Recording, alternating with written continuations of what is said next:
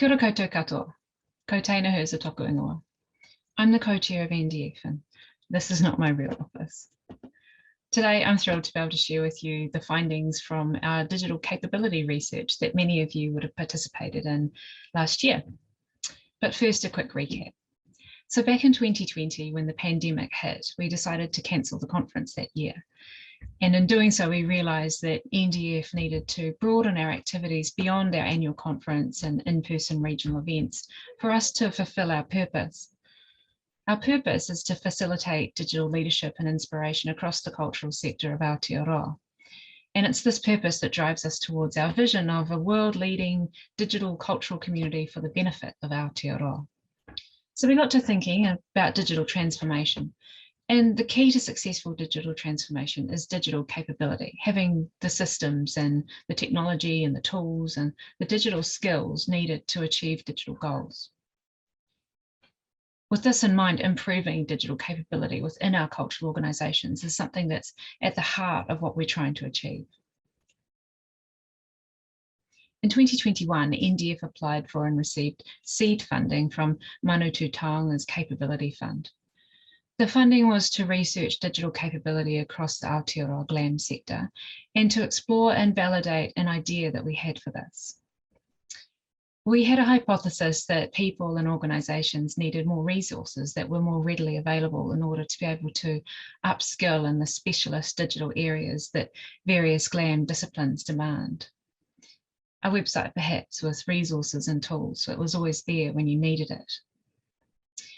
So with the funding in hand, we designed a research project that had two goals in mind. The first was to discover as much as we could about the present state of digital capability across the GLAM sector. And the second was to understand our organisations and the people working within them within this context. So where do they feel like they're at with their digital capability? What do they need? Where are the gaps? How do they like to learn, and what, if anything, is preventing them from doing so? We gathered both quantitative and qualitative data. We first up designed a survey with 60-odd questions that covered general digital capability as well as areas specific to GLAM organisations such as collection digitisation, digital experience design, and so on. We openly invited respondents from across the sector, and with the support of organisations like Museums Aotearoa and Lianza and our regional ambassadors, we had over 300 people respond. And that was amazing to see such a high level of engagement with this issue. We also carried out interviews with people, senior leaders, managers, specialists and staff within organisations across the motu. So combining the data from the survey and the information from the interviews has given us a really concise overview of the level of digital capability across the sector. And we now have a really valuable benchmark, a measure for future initiatives. The information and the report will be available shortly, but I'd just like to share some of the core findings with you now. So while the particular gaps and needs do vary widely across organisations, there's a clear need and desire for support to increase digital capability in the national GLAM sector. Sentiment was that very few organisations were leading and innovative. A lot were keeping up, but just as many felt like their organisations weren't doing enough or doing anything at all. For people, the number one barrier to learning was by far and away time. People don't have the time in their roles to learn new or to improve existing digital skills. For organisations, the main limiting factors to improving their digital capability was budget and the lack of staff expertise. When we asked people how they like to learn, the most popular methods outside of simply reading were person to person, so mentoring, coaching, in-person events and training. And yet the support they felt that they received from their organisations to do these activities was generally minimal to non-existent. And it's fair to say that most people feel like they simply do not receive enough allocation of work time to learning and development overall. So our hypothesis was challenged, and this led us to have a rethink. People and organisations don't lack resources. People lack time, and organisations lack money. This suggests that no matter what shiny new resources we inject out into the world, the problem will remain because the problem is much more fundamental.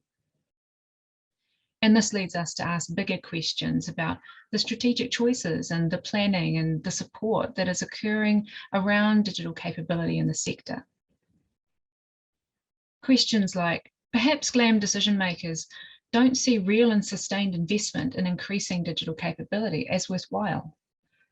One respondent described a self-fulfilling cycle of digital inertia. Digital isn't seen as worthwhile, therefore we don't invest in digital capability. Therefore we don't have the skills in-house. Therefore it's difficult to do the digital things, therefore digital isn't worthwhile.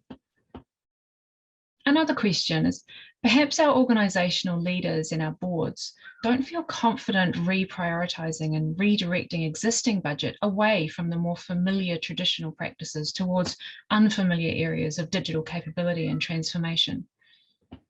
Is a lack of digital fluency at the decision maker level limiting investment in the digital capability of our people within the sector? Data reflected limited confidence in the digital fluency of leadership. For the question of how confident are you in the digital skills and capability of leadership, only one person responded very confident, and they may have been leadership. Perhaps funding bodies don't feel confident in the returns from investing in digital capability. Maybe the benefits are difficult to measure and take too long to appear. Interviews revealed frustration that investment in digital capability and resources is more often project-based, and when the project ends and the funding runs out, the skills often disappear along with it. Longer term and wider viewed strategic planning that leads to investment in digital capability and provides pathways to digital transformation is still largely the exception. So all this has led us to consider a new approach. That we need to elevate the conversation around digital capability to the level of leadership and governance and funding bodies. We need to do this because the greatest opportunity to increase sector-wide digital capability might be to increase awareness and understanding of digital transformation and to improve digital fluency at this decision-making level. And this may in turn unlock future opportunities to bring real sustained benefit to the sector. For example, within organisations, leaders may gain confidence to make strategic decisions that lead to dedicated and sustained funding and support for increased digital capability of their staff. It could facilitate cross-sector strategies that lead to sustainable and long-term initiatives that benefit the whole sector, such as shared digital infrastructure and services. It might lead to greater investment in transformative initiatives that improve future readiness of the sector, because as we've learned from the last 2 years, the future is quite difficult to predict and only a minute away. So what's next? A report with the findings and the survey data will be published in the next couple of months. We have a lot more questions now, so more research is required. And NDF will look to pursue opportunities where we may actively support the sector through building digital awareness and capability at a leadership and governance level. We're going to continue to socialise these ideas, and we would love to hear your responses and thoughts to what we've shared with you today. You can reach out to any of the board members, or you can contact the capability project team directly on research@ndf.org.nz. Ngā mihi nui, and thank you for your time.